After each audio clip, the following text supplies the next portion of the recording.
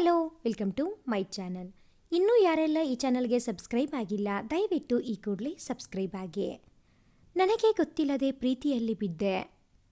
ಕಿರಣ್, ಏನು ಮಾಡುತ್ತಿದ್ದೀಯ ನೀನು? ಅನವಶ್ಯಕವಾಗಿ ವಿಲನ್ ಆಗುತ್ತಿದ್ದೀಯಲ್ಲೋ. ಏನಕ್ಕೆ ಈ ಇಮೇಜ್ ಕ್ರಿಯೇಟ್ ಮಾಡುತ್ತಿರುವೆ ನೀನು ಎಂದ ವೇದಾಂತ್. ನಿನಗೆ ಗೊತ್ತಿಲ್ಲ ಕಣೋ ವೇದು, ಮುಳ್ಳನ್ನು ಮುಳ್ಳಿನಿಂದಲೇ ತೆಗೆಯಬೇಕು, ಆಗಲೇ ಅದು ಸರಿ ಹೋಗುವುದು. ಇಲ್ಲ ಅಂದರೆ ಅರ್ಥ ಮಾಡಿಸೋದು ಬಹಳ ಕಷ್ಟ ನನಗೆ. ನೀನು ಮಾತ್ರ ನಾನು ಹೇಳಿದಂತೆ ಮಾಡುತ್ತಾ ಹೋಗು ಸಾಕು, ಉಳಿದಿದ್ದು ನಾನು ನಿಭಾಯಿಸುತ್ತೀನಿ ಎಂದಿದ್ದ ಕಿರಣ್ ವೇದಾಂತ್ಗೆ. ಸರಿ, ಹಾಗೇ ಆಗಲಿ ಕಿರಣ್, ನೀನು ಹೇಳಿದಂತೆಯೇ ಮಾಡುತ್ತೀನಿ ಕಣೋ ನಾನು ಎಂದಿದ್ದ ಅವನು. Good Vedu, thanks for the support ಎಂದಿದ್ದ ಕಿರಣ್ ಬಾಯ್ ಕಣೋ ಎಂದು ಹೋಗಿದ್ದ ಅಲ್ಲಿಂದ. ಅದೊಂದು ಕಾಲೇಜು. ಹೊಸದಾಗಿ ಬಂದಿದ್ದ ಸೀನಿಯರ್ ಸ್ಟೂಡೆಂಟ್ ಅಕ್ಷತ್ ಬಹಳ ಸಂಭಾವಿತ. ಸೈಲೆಂಟ್ ಹುಡುಗ ಆಗಿದ್ದ ಅವನು. ಬಹಳ ಜಾಣೆ ಬೇರೆ. ಬಂದ ಕೆಲವು ದಿನಗಳಲ್ಲಿಯೇ ಎಲ್ಲ ಲೆಕ್ಚರರ್ಗಳ ಫೇವರೇಟ್ ಆಗಿದ್ದ. ಅವನ ಸ್ನೇಹಕ್ಕೆ ಎಲ್ಲರೂ ಹಾತೊರೆದಿದ್ದರು. ಸ್ನೇಹ ಆದರೂ ಸಹ ಹಿತಮಿತವಾದ ಗೆಳೆತನ ಇಟ್ಟುಕೊಂಡಿದ್ದ ಅವನು. ಅಂದು ಕಾಲೇಜಿನ ಕಲ್ಚರಲ್ ಫೆಸ್ಟ್ ಇತ್ತು. ಅಕ್ಷತ್ ಅಂದು ಬಹಳ ಚೆನ್ನಾಗಿ ಜಯದೇವನ ಅಷ್ಟಪದಿಯನ್ನು ಹಾಡಿದ್ದ. ಅದು ಬಹಳ ಜನರ ಮೆಚ್ಚುಗೆಗೆ ಪಾತ್ರವಾಗಿತ್ತು. ದಿನೇ ದಿನೇ ಅವನು ಕಾಲೇಜಿನಲ್ಲಿ ಪಡೆಯುತ್ತಿದ್ದ ಕೀರ್ತಿ ಅದೇ ಕಾಲೇಜಿನ ಸೀನಿಯರ್ ಹುಡುಗ ಯಾದವ್ಗೆ ಬಹಳ ಹೊಟ್ಟೆಯ ಕಿಚ್ಚು ಹೆಚ್ಚಿಸಿತ್ತು. ಅಂದು ಅವನು ಕಾಲೇಜಿನ ಫೆಸ್ಟ್ ಮುಗಿಸಿಕೊಂಡು ರಾತ್ರಿ ಹೊರಟಿದ್ದ ಸಮಯ ಅವನ ಮೇಲೆ ಯಾದವ್ ಹಾಗೂ ಅವನ ಗೆಳೆಯರು ಎರಗಿದ್ದರು. ಅಕ್ಷತ್ಗೆ ಚೆನ್ನಾಗಿ ಹೊಡೆದಿದ್ದರು. ಅಷ್ಟರಲ್ಲಿ ಕಾರು ಬರುವ ಶಬ್ದ ಕೇಳಿ ಅಲ್ಲಿಂದ ಓಡಿ ಹೋಗಿದ್ದರು. ಆದರೂ ಸಹ ಕಾರಿನಲ್ಲಿ ಕೂತಿದ್ದ ಮೌನಿ ತನ್ನದೇ ತರಗತಿಯ ಯಾದವ್ ಮತ್ತು ಅವನ ಗೆಳೆಯರನ್ನು ನೋಡಿದ್ದಳು. ಕಾರು ನಿಲ್ಲಿಸಿ ಕೆಳಗೆ ಇಳಿದು ಓಡಿ ಬಂದಳು. ಯಾರಿಗೆ ಇವರು ಹೊಡೆದಿರುವುದು ಅಂತ. ಬಿದ್ದ ವ್ಯಕ್ತಿಯನ್ನು ತನ್ನೆಡೆಗೆ ತಿರುಗಿಸಿ ನೋಡಿ, ಅರೆ ಅಕ್ಷತ್ ಅಲ್ವಾ ಇವರು? ರಕ್ತಸಿಕ್ತವಾಗಿದ್ದ ಅವನು ತನ್ನ ಪ್ರಜ್ಞೆ ಕಳೆದುಕೊಂಡಿದ್ದ. ಕಷ್ಟಪಟ್ಟು ಅವನನ್ನು ಎತ್ತಿ ತನ್ನ ಕಾರಿನಲ್ಲಿ ಮಲಗಿಸಿಕೊಂಡು ಹತ್ತಿರದ ನರ್ಸಿಂಗ್ ಹೋಮ್ಗೆ ಕರೆದುಕೊಂಡು ಹೋಗಿ ಅಡ್ಮಿಟ್ ಮಾಡಿದಳು ಅವನನ್ನು. ಚಿಕಿತ್ಸೆ ಮಾಡಿದ ಡಾಕ್ಟರ್ ಹೆಚ್ಚಿನ ಅಪಾಯ ಏನೂ ಇಲ್ಲ, ಬೆಳಗ್ಗೆ ಅಷ್ಟೊತ್ತಿಗೆ ಜ್ಞಾನ ಬರುತ್ತದೆ ಎಂದು ಹೇಳಿ ಹೋದರು. ತನ್ನ ಮನೆಗೆ ಫೋನ್ ಮಾಡಿ ತನ್ನ ಫ್ರೆಂಡ್ಗೆ ಈ ಥರ ಆಗಿದೆ ಅಪ್ಪ ಎಂದು ಹೇಳಿದಳು. ಮೌನಿ, ಯಾವ ಆಸ್ಪತ್ರೆಯಲ್ಲಿ ಇದ್ದೀಯಾ? ಬರುತ್ತೀನಿ ನಾನು ಈಗಲೇ ಎಂದರು ಜಗತ್. ಹ್ಞೂ ಅಪ್ಪ ಎಂದು ನರ್ಸಿಂಗ್ ಹೋಮ್ ಅಡ್ರೆಸ್ ಹೇಳಿದಳು ಮೌನಿ. ಸರಿ, ಈಗ ಬರುತ್ತೀನಿ ಎಂದರು ಜಗತ್. ಅವರು ಬಂದಾಗ ವಾರ್ಡ್ನಲ್ಲಿಯೇ ಇದ್ದಳು ಅವಳು. ಬಂದ ತಂದೆಗೆ ಅಕ್ಷತ್ ಬಗ್ಗೆ ಎಲ್ಲ ಹೇಳಿದ್ದಳು ಅವಳು. ಮೌನಿ, ಈ ಹುಡುಗನ ತಂದೆ ತಾಯಿಗೆ ಇದು ಗೊತ್ತಾ ಎಂದು ಕೇಳಿದರು ಜಗತ್. ಇಲ್ಲ ಅಪ್ಪ, ಅವರ ಬಗ್ಗೆ ನನಗೆ ಏನೂ ಗೊತ್ತಿಲ್ಲ. ಬೆಳಗ್ಗೆ ಅವರಿಗೆ ಎಚ್ಚರ ಆದಾಗ ಕೇಳಬೇಕು ಅಷ್ಟೇ ಎಂದಳು ಮೌನಿ. ಹೋಗಲಿ ಬಿಡು ಮೌನಿ, ಈ ಹುಡುಗನನ್ನು ಕಾಪಾಡಿ ಒಳ್ಳೆಯ ಕೆಲಸ ಮಾಡಿದೆ. ಅವಳ ಕೈಯಲ್ಲಿ ಪ್ಲಾಸ್ಟರ್ ನೋಡಿ ಏನಾಯ್ತು ಎಂದು ಕೇಳಿದರು ಜಗತ್. ಅದು ಅಕ್ಷತ್ ಅವರಿಗೆ ಬ್ಲಡ್ ಬೇಕೆಂದರು ಅಪ್ಪ. ಬ್ಲಡ್ ಗ್ರೂಪ್ ಅವರದ್ದು ನಂದು ಮ್ಯಾಚ್ ಆದ್ದರಿಂದ ನಾನೇ ಬ್ಲಡ್ ಕೊಟ್ಟೆ, ಅದಕ್ಕೆ ಈ ಪ್ಲಾಸ್ಟರ್ ಹಾಕಿರೋದು ಎಂದಳು ಮೌನಿ. ಬಾ ಕೂರು, ನೀನಿಲ್ಲಿ ರಕ್ತ ಬೇರೆ ಕೊಟ್ಟಿದ್ದೀಯಾ, ಸುಸ್ತಾಗಬಹುದು ನಿನಗೆ ಎಂದು ಕೂರಿಸಿದರು ಮಗಳನ್ನು ಜಗತ್. ನಕ್ಕಿದ್ದಳು ಮೌನಿ ಅಪ್ಪನ ಪ್ರೀತಿಗೆ.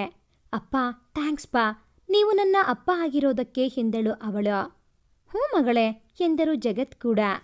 ಬೆಳಗ್ಗೆ ಅಷ್ಟೊತ್ತಿಗೆ ಎಚ್ಚರವಾಗಿದ್ದ ಅಕ್ಷತ್ ಅವನ ಮಿಸುಕಾಟ ಮೌನಿಯನ್ನು ಎಚ್ಚರಿಸಿತ್ತು. ಎದ್ದು ಅವನ ಹತ್ತಿರ ಹೋದಳು. ಅಕ್ಷತ್ ಅಕ್ಷತ್ ಎಂದು ಕೂಗಿದಳು ಅವನನ್ನು. ಸಂಪೂರ್ಣವಾಗಿ ಎಚ್ಚರವಾಗಿದ್ದ ಅಕ್ಷತ್ ಕಣ್ಣು ತೆರೆದಿದ್ದ. ಕಂಡ ಮೌನಿಯ ಮುಖ ನೋಡಿ, ಏನಾಯ್ತು ನನಗೆ ಹೇಳಿ ಮೌನಿ?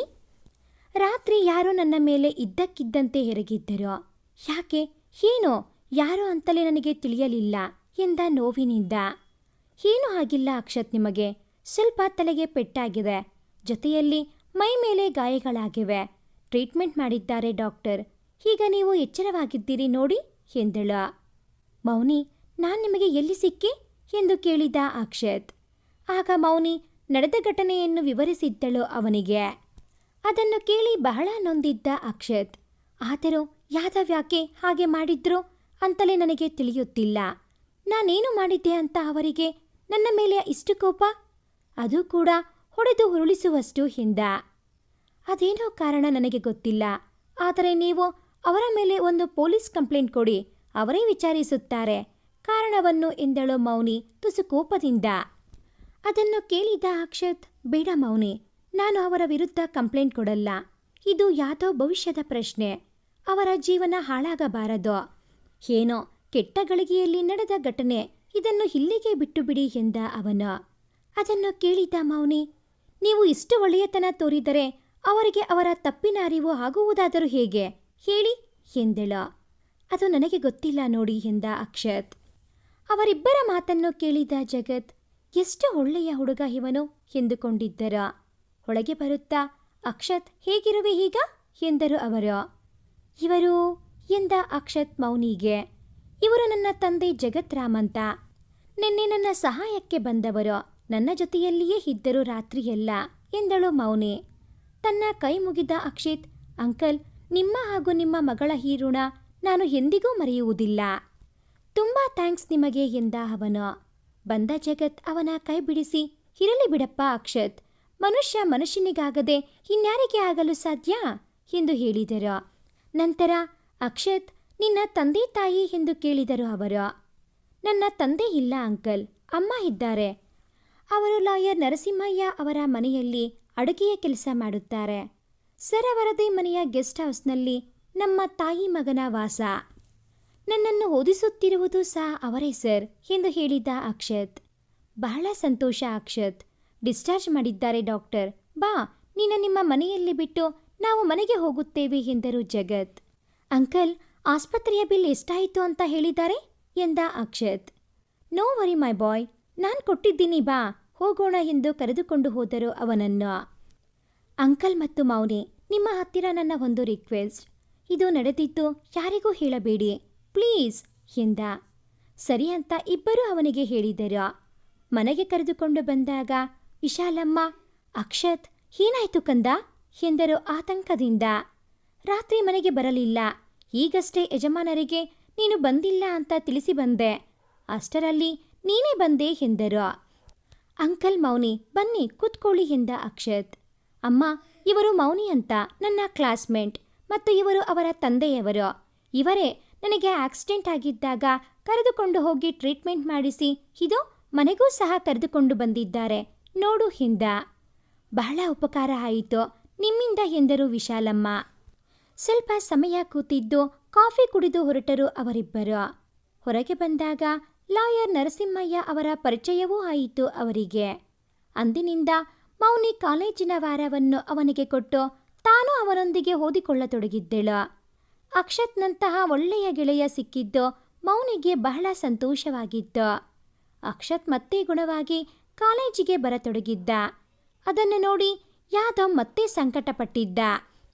ಜೊತೆಯಲ್ಲಿ ಮೌನಿ ಅವನ ಗೆಳತಿಯಾಗಿದ್ದು ಅವನಿಗೆ ಸಹಿಸದಾಗಿತ್ತು. ಒಂದು ದಿನ ಮೌನಿಯ ಬಳಿ ಬಂದ ಯಾದವ್ ಮೌನಿ ಎಂದ. ಅಕ್ಷತ್ಗೆ ಹೊಡೆದ ನಂತರದಲ್ಲಿ ಅವಳಿಗೆ ಯಾದವ್ ಎಂದರೆ ಏನೂ ಅರಿಯದ ಅಸಮಾಧಾನ ಅವನನ್ನು ನೋಡಿದ ತಕ್ಷಣವೇ ಮೂಡುತ್ತಿತ್ತು. ಅವನು ಈಗ ತನ್ನನ್ನು ಕರೆದಾಗ ಸಿಡುಕಿಯೇ ಏನು ಎಂದಳು. ನೀನು ಆ ಅಕ್ಷತ್ ಜೊತೆಯಲ್ಲಿ ಓಡಾಡುವುದು ನನಗೆ ಸ್ವಲ್ಪವೂ ಇಷ್ಟ ಇಲ್ಲ ಎಂದ. ನೋಡು ಯಾದವ್, ಅದು ನಿಮಗೆ ಬೇಡದ ವಿಷಯ. ನಿಮಗೆ ಇಷ್ಟ ಇಲ್ಲ ಅಂತ ಹೇಳಿದರೆ ಏನು ಅರ್ಥ? ನಾನು ನನ್ನ ಸ್ವತಂತ್ರವನ್ನು ಯಾರಿಗೂ ಮ್ಯಾನೇಜ್ ಮಾಡಲು ಬಿಟ್ಟಿಲ್ಲ. ನಿಮಗೆ ಇಷ್ಟ ಇಲ್ಲ ಅಂದರೆ ಏನರ್ಥ ಎಂದಳು ಮೌನಿ. ನಾನು ನಿನ್ನ ಬಹಳ ಪ್ರೀತಿಸುತ್ತಿದ್ದೀನಿ. ನೀನು ಅವನ ಜೊತೆಯಲ್ಲಿ ಓಡಾಡುವುದು ಇಷ್ಟ ಇಲ್ಲ ಅಂತ ಅದಕ್ಕಾಗಿಯೇ ಹೇಳಿದ್ದು ನಾನು ಎಂದ ಯಾದವ್. ನೀವು ಪ್ರೀತಿಸುತ್ತಿದ್ದೀರಾ? ನನ್ನಲ್ಲಿ ಆ ತರಹದ ಯಾವ ಭಾವನೆಗಳೂ ಇಲ್ಲ ನಿಮ್ಮ ಮೇಲೆ. ದಯವಿಟ್ಟು ಈ ವಿಷಯ ಇಲ್ಲಿಗೆ ಬಿಟ್ಟರೆ ಕ್ಷೇಮ ಎಂದಳು ಮೌನಿ. ಅದೇ ಸಮಯದಲ್ಲಿ ಹೊರಗೆ ಬಂದ ಅಕ್ಷತ್, ಮೌನಿ ಹೋಗೋಣ ಎಂದು ಕೇಳಿದ. ಹ್ಞೂ ಅಕ್ಷತ್, ಹೋಗೋಣ ಬಾ ಎಂದು ಅವನ ಜೊತೆಯಲ್ಲಿ ಹೋದಳು ಮೌನಿ. ಅವರಿಬ್ಬರೂ ಹೋಗಿದ್ದು ನೋಡಿದ ಯಾದವ್ ಹಲ್ಲು ಕಚ್ಚಿದ್ದ. ಮೊದಲು ನನ್ನ ಸ್ಥಾನವನ್ನು ಕಿತ್ತುಕೊಂಡ.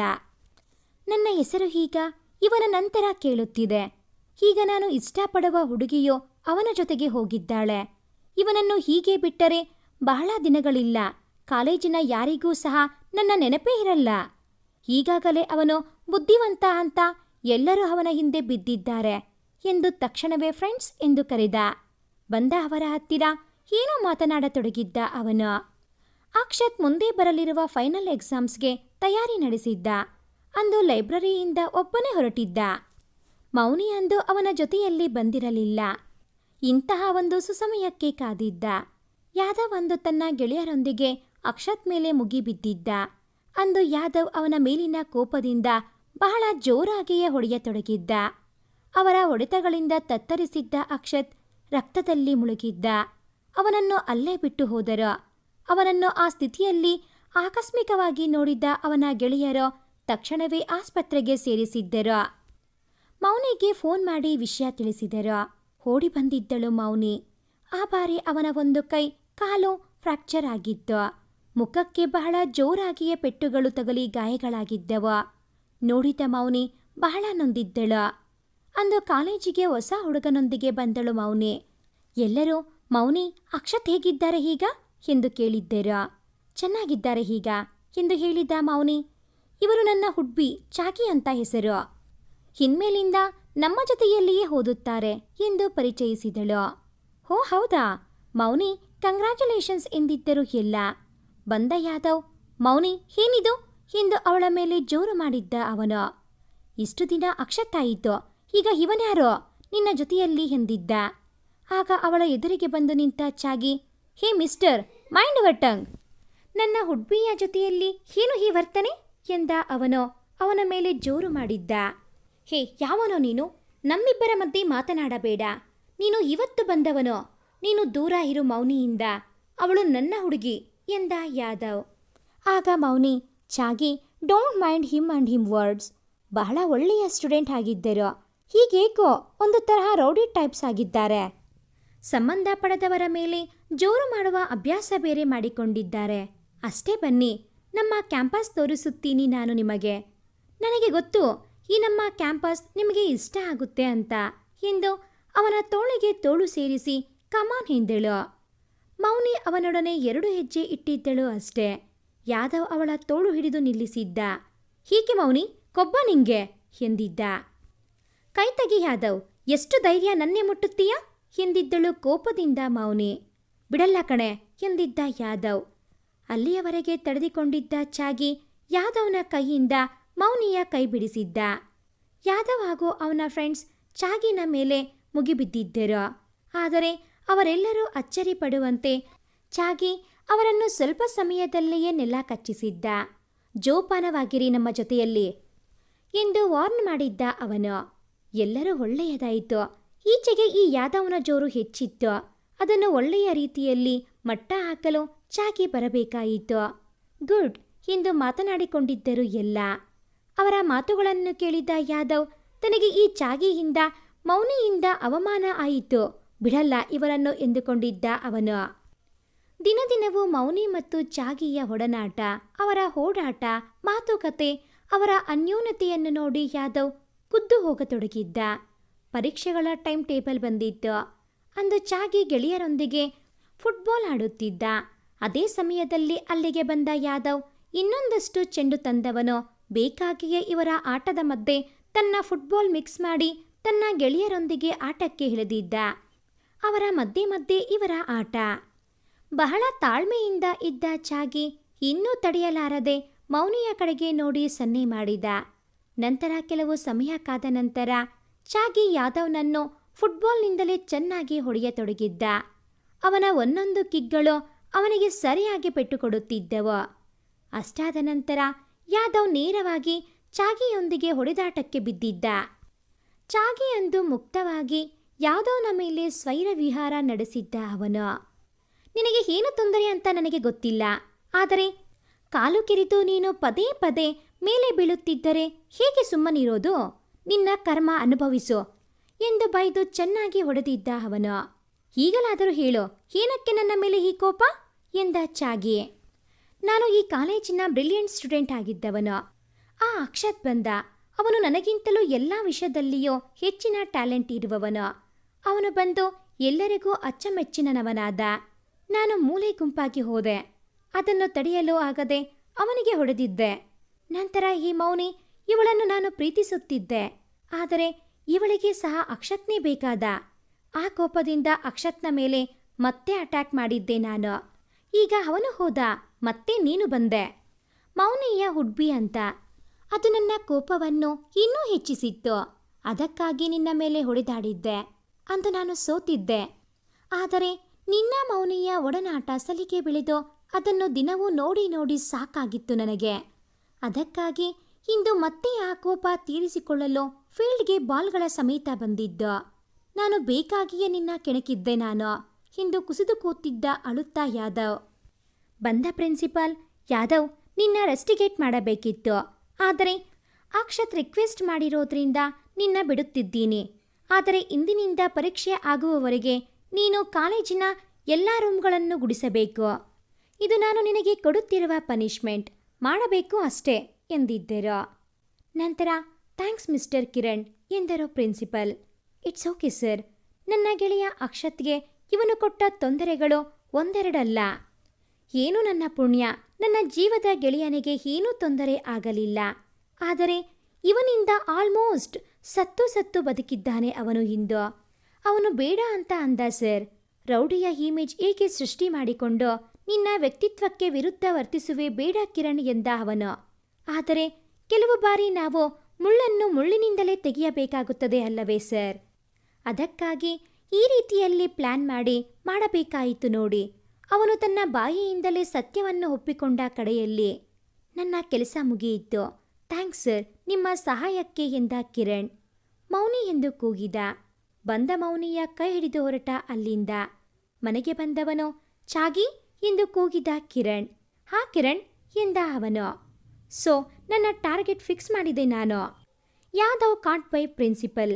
ಅವನಿಗೆ ನಿನ್ನ ಆಸೆಯಂತೆ ರಸ್ಟಿಗೇಟ್ ಮಾಡಿಲ್ಲ, ಕ್ಲೀನಿಂಗ್ ಪನಿಷ್ಮೆಂಟ್ ಕೊಟ್ಟಿದ್ದಾರೆ ಎಂದು ಹೇಳಿದ. ಥ್ಯಾಂಕ್ಸ್ ಕಣೋ ಕಿರಣ್. ಮತ್ತೆ ಎಲ್ಲಿ ಮೌನಿ ಎಂದು ಕೇಳಿದ ಅಕ್ಷತ್. ಒಳಗಿರಬೇಕು ಅವಳು, ಬರುತ್ತಾಳೆ ಇರೋ ಎಂದ ಕಿರಣ್. ಅಷ್ಟರಲ್ಲಿ ಅವರಿಗೆ ಕಾಫಿ ಹಿಡಿದು ಬಂದಳು ಮೌನಿ.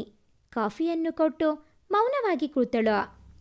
ಅಕ್ಷತ್ ಮೌನಿಯನ್ನು ಕೆಲವು ಸಮಯ ಗಮನಿಸಿ ನಂತರ, ಮೌನಿ ನಿನಗೆ ನನ್ನ ಈ ಗೆಳೆಯನನ್ನು ಕಂಡರೆ ಏನೇ ಅನಿಸುತ್ತೆ ಎಂದು ಕೇಳಿದ. ಯಾವ ಹುಡುಗಿಯಾದರೂ ಇಂತಹ ಹುಡುಗ ತನ್ನ ಜೀವನ ಸಂಗಾತಿಯಾದರೆ ಚೆನ್ನ ಎಂದುಕೊಳ್ಳುವಂತೆ ಇದ್ದಾರೆ ಎಂದು ತುಸು ಕೆಂಪೇರಿದ್ದಳು. ಅಷ್ಟು ಹೇಳುವಷ್ಟರಲ್ಲಿ ಅದನ್ನು ಕೇಳಿದ್ದ ಕಿರಣ್ ಮೌನಿಯ ಕಡೆಗೆ ನೋಡಿದ್ದ. ಮೊದಲು ಅವಳ ಮಾತು ಅವನಲ್ಲಿ ಅಚ್ಚರಿ ಮೂಡಿಸಿದ್ದರೂ ಸಹ ಈ ಕೆಲವು ತಿಂಗಳ ಅವಳೊಂದಿಗಿನ ಒಡನಾಟ ಅವನಿಗೂ ಸಹ ಬಹಳ ಹಿಡಿಸಿತ್ತು. ನಂತರ ಅವನೂ ಸಹ ಕಿರುನಗೆ ಬೀರಿದ್ದ ಅವಳೆಡೆಗೆ. ಚಾಗಿ ಕಡೆಗೆ ತಿರುಗಿ ಸಣ್ಣಗೆ ಕಣ್ಣು ಹೊಡೆದು, ನಾನು ನನ್ನ ಗರ್ಲ್ ಫ್ರೆಂಡ್ನ ಹೋಗಿ ನೋಡಿ ಬರುತ್ತೀನಿ ಎಂದು ಹೋದ. 10 ಹೆಜ್ಜೆ ಇಟ್ಟಿದ್ದನೋ ಇಲ್ಲವೋ ನಿಲ್ಲಿ ಎಂಬ ಮೌನಿಯ ಧ್ವನಿಗೆ ನಿಂತಿದ್ದ ಅವನು. ಹೇಳಿ ಬೇಗ ಎಂದಿದ್ದ. ನನ್ನ ಹುಡುಗಿ ಕಾಯುತ್ತಿರುತ್ತಾಳೆ, ನಾನು ಹೋಗಬೇಕು. ಈ ಚಾಗಿಗಾಗಿ ನಾನು ನನ್ನವಳನ್ನು ಮಧ್ಯದಲ್ಲಿ ನೋಡಲು ಹೋಗಲೇ ಆಗಲಿಲ್ಲ ಎಂದಿದ್ದ ಕಿರಣ್. ಕಮಾನ್ ಮೌನಿ ಎಂದಿದ್ದ ಅಕ್ಷತ್. ಕಿರಣ್ ಹತ್ತಿರ ಬಂದವಳು ಅವನೆದುರಿಗೆ ಬಂದು ನಿಂತಾಗ ನಾಚಿದ ಅವಳ ತಲೆ ಬಾಗಿದರು. ಕ್ಷಣ ನಿಧಾನಿಸಿ, I love you so much Kiran ಎಂದಳು ಮೌನಿ. ಆದರೆ ನಾನು ಯಾವಾಗ ಇಷ್ಟ ಆದೆ ನಿಮಗೆ ಎಂದ ಮತ್ತೆ ಕಿರಣ್. ಮೊದಲು ನನಗೆ ಇಷ್ಟವಾಗಿದ್ದು ನೀವು ನನ್ನ ಗೆಳೆಯನ ಮೇಲಿಟ್ಟ ಅಪರೂಪದ ಪ್ರೀತಿ.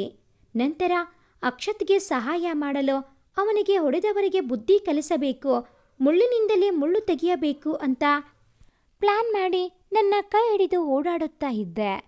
ಅದು ಯಾವಾಗ ನನಗೆ ನಿಮ್ಮ ಮೇಲೆ ಪ್ರೀತಿ ಆಯಿತೋ ಗೊತ್ತಿಲ್ಲ. ಈಗ ನನಗೆ ತಿಳಿದಿರುವ ಒಂದು ಸತ್ಯ, ಅದು ನಾನು ನಿಮ್ಮನ್ನು ಪ್ರೀತಿಸುವ ಈ ವಿಷಯ. ಇದಕ್ಕಾಗಿ ಬಹಳ ಸಂತೋಷವಿದೆ ನನಗೆ. ಈಗ ನೀವು ಹೇಳಿ, ನನ್ನ ಬಗ್ಗೆ ನಿಮ್ಮ ಅಭಿಪ್ರಾಯ ಏನು ಎಂದು ಕೇಳಿದಳು ಮೌನಿ ಅವನನ್ನು. ಚಾಗಿ ಎಂದ ಕಿರಣ್. ಒಪ್ಪಿಗೋ ಕಿರಣ್, ನನ್ನ ಗೆಳತಿ ಬಹಳ ಒಳ್ಳೆಯವಳು. ನಿನಗೆ ಒಳ್ಳೆಯ ಜೋಡಿಯಾಗುತ್ತಾಳೆ ಎಂದ ಅಕ್ಷತ್. ಸರಿ ಚಾಗಿ, ಆಗಲಿ ಬಿಡು ಎಂದವನು. ಮೌನಿ, ನಾನು ಸಹ ನಿನ್ನನ್ನು ಬಹಳ ಪ್ರೀತಿಸುತ್ತಿದ್ದೀನಿ ಕಣೆ. ನನಗೆ ನಿನ್ನ ನೋಡಿದ ಕ್ಷಣವೇ ನೀನು ಬಹಳ ಹಿಡಿಸಿದ್ದೆ. ಜೊತೆಯಲ್ಲಿ ನನ್ನ ಚಾಗಿ ಗೆಳತಿ ಬೇರೆ. ಈ ಕಾರಣ ಸಾಕಾಯಿತು ನನಗೆ ನೀನು ಇಷ್ಟವಾಗಲು ಎಂದ ಕಿರಣ್. ಅವಳ ಕೈ ಹಿಡಿದಿದ್ದ ಕಿರಣ್. ಅವಳೇ ಅವನನ್ನು ಅಪ್ಪಿಕೊಂಡಿದ್ದಳು. ಕಿರಣ್ ಸಹ ಅವಳನ್ನು ಅಪ್ಪಿಕೊಂಡಿದ್ದ. ಐ ಲವ್ ಯು ಟೂ ಕಣೆ ಎಂದು ಹೇಳಿದ್ದ ಅವಳಿಗೆ. ಹೌದು, ನೀವೇಕೆ ಅಕ್ಷತ್ಗೆ ಚಾಗಿ ಅಂತ ಕರೆಯೋದು ಎಂದು ಕೇಳಿದಳು ಅವಳು. ಅವನು ಒಳ್ಳೆಯ ಮನದವನು. ಇನ್ನು ಅವನ ಮಾತುಗಳು ಇವೆಯಲ್ಲ, ಎಂಥವರ ಮನಸ್ಸು ಸೆಳೆಯುತ್ತವೆ. ಅಂತಹ ನನ್ನ ಸುಂದರ ಮನದ ಈ ಗೆಳೆಯನ ಮನಸ್ಸಿಗೆ ಅವನು ಕೊಟ್ಟ ನೋವುಗಳನ್ನು ನಾನು ಹೇಗೆ ಮರೆಯಲಿ? ಸಾಧ್ಯವಿಲ್ಲ. ಅವನಿಗೆ ಅಂತ ನಾನು ನನ್ನ ಅಕ್ಷತ್ನ ಬಾಯಿ ಮಾತುಗಳಿಗೂ ಎಂದೂ ಬಯ್ಯಲಾರೆ. ನಮ್ಮ ಅಕ್ಷತ್ನ ಈ ಗುಣಗಳನ್ನು ನೋಡಿಯೇ ನಾನು ತ್ಯಾಗಿಯ ಬದಲಾಗಿ ಚಾಗಿ ಅಂತ ಅವನಿಗೆ ಕರೆಯುವ ಅಭ್ಯಾಸ ಮಾಡಿಕೊಂಡೆ. ಆಗಾಗ ಹೀಗೆ ಹೇಳಿದರೆ ಅವನು ಬದಲಾವಣೆ ಆಗುತ್ತಾನೆ ಅಂತ. ಅವನು ಬದಲಾಗಲಿಲ್ಲ. ಆದರೆ ನನ್ನ ಸ್ವಭಾವ ಬದಲಿಸಿದ ಈ ಚಾಗಿ. ಇಂತಹ ನನ್ನ ಅಪರೂಪದ ಗೆಳೆಯನಿಗೆ ಹೊಡೆದರೆ ಬಿಡುತ್ತೀನ ನಾನು ಹೇಳು? ಅದಕ್ಕಾಗಿಯೇ ನಾನು ನಿನ್ನ ಹತ್ತಿರ ಮಾತನಾಡಿದ್ದು. ಅನಂತರ ಯಾರೋ ಅಪರಾಧಿಯೋ ಅವರನ್ನು ಹೊರಗೆ ತರಲು ನೀನು ಸಹಕರಿಸಿದೆ. ಅದರ ಸಲುವಾಗಿ ನಿನಗೆ ಥ್ಯಾಂಕ್ಸ್ ಮೌನಿ. ನನಗೇನೂ ಥ್ಯಾಂಕ್ಸ್ ಬೇಡ. ಅಕ್ಷತ್ಗಾಗಿ ಮಾಡಿರೋದು. ಅವರು ನನ್ನ ಬೆಸ್ಟ್ ಫ್ರೆಂಡ್ ಅಷ್ಟೇ ಅಲ್ಲ, ಅವನು ನನ್ನ ಟ್ವಿನ್ ಬ್ರದರ್ ತರಹ. ಅವನಿಗೆ ಮಾಡದೆ ಯಾರಿಗೆ ಮಾಡಲಿ ಹೇಳು? ಅದು ಅಲ್ಲದೆ ನೀವೇ ಹೇಳಿದ್ರಲ್ಲ, ಮುಳ್ಳಿನಿಂದಲೇ ಮುಳ್ಳು ತೆಗೆಯಬೇಕು ಅಂತ. ಅದಕ್ಕೆ ನನ್ನ ಉತ್ತರ ಏನು ಗೊತ್ತಾ ನಿಮಗೆ ಎಂದಳು ಮೌನಿ. ಹೇಳು ಎಂದ ಕಿರಣ್. ಅದಕ್ಕೆ ಪ್ರೀತಿಯನ್ನು ಪ್ರೀತಿಯಿಂದಲೇ ಗೆಲ್ಲಬೇಕು ಅಂತ ಎಂದಳು ಮೌನಿ ಮೆಲುನಗುತ್ತಾ. ಹಾಸಂ ಕಣೆ ಮೌನಿ ಎಂದಿದ್ದ ಅಕ್ಷತ್. ಅವಳನ್ನು ಪ್ರೀತಿಯಿಂದ ನೋಡಿದ್ದ ಕಿರಣ್ ಅವಳ ಕೈ ಹಿಡಿದು ಅದರ ಮೇಲೆ ಮುತ್ತಿಟ್ಟಿದ್ದ. ಲೋ ಚಾಗಿ, ಎಷ್ಟೇ ಆಗಲಿ ನನ್ನ ಹುಡುಗಿ ಕಣೋ ಇವಳು. ಬಹಳ ಜಾಣೆ ಎಂದಿದ್ದ ಅವನು ಅವಳನ್ನು ಅಪ್ಪಿಕೊಂಡಿದ್ದ. ಅವರಿಬ್ಬರೂ ಅಕ್ಷತ್ನ 2 ಕಣ್ಣುಗಳು. ಸಂತಸದ ನಗೆ ಬೀರಿದ್ದ ಅವನು. ಈ ಒಂದು ಕತೆ ನಿಮಗೆ ಇಷ್ಟ ಆಗಿದ್ದಲ್ಲಿ ಪ್ಲೀಸ್ ಲೈಕ್ ಮಾಡಿ, ಶೇರ್ ಮಾಡಿ, ಹಾಗೆಯೇ ಕಾಮೆಂಟ್ ಮಾಡೋದನ್ನು ಮರಿಬೇಡಿ. Thanks for watching this video.